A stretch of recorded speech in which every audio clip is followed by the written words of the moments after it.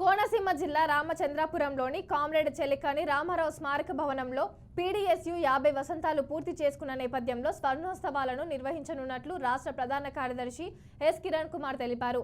ఈ మేరకు విప్లవ విద్యార్థి అమరవీరుల పోరాట స్ఫూర్తి సభ పోస్టర్ను ఆవిష్కరించారు.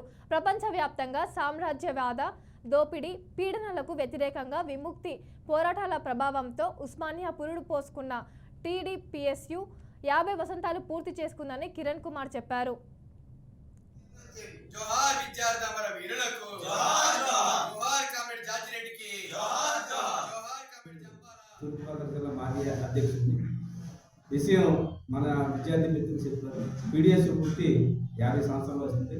దానిలో భాగంగానే డిసెంబర్ 5న ఇక్కడ ఒక సదస్సు ఏర్పాటు చేశారు. ఆ సదస్సులో అనేక విషయాలు చర్చించడం జరుగుతుంది.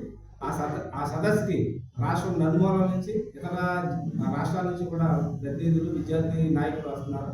అంటే ఈ రోజునే చదువుకునే ప్రతి ఒక్క పట్టభద్రుడికి కూడా ఉపాధి కల్పించడంలో రాష్ట్రంలో మోడీ గవర్నమెంట్ కానీ ఇక్కడ ఉండేటువంటి నినాదాత్మక జగన్ గవర్నమెంట్ చంద్రబాబు నాయుడు గవర్నమెంట్ విఫలం చెందారు.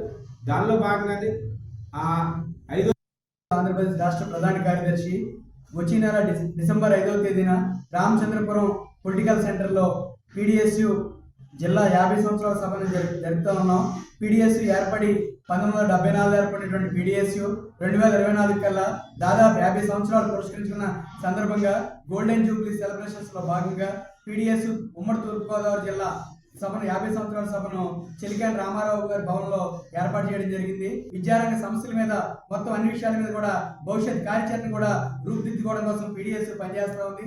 పీడీఎస్యు శాస్త్రీయ విద్య లక్ష్యంగా సమసమాజ స్థాపన కోసం నూతన ప్రజాస్వామిక విప్లవం కోసం పీడీఎస్యు పనిచేస్తూ ఉంది. కామ్రేడ్ జాజిరెడ్డి, జంపాల, శ్రీపాద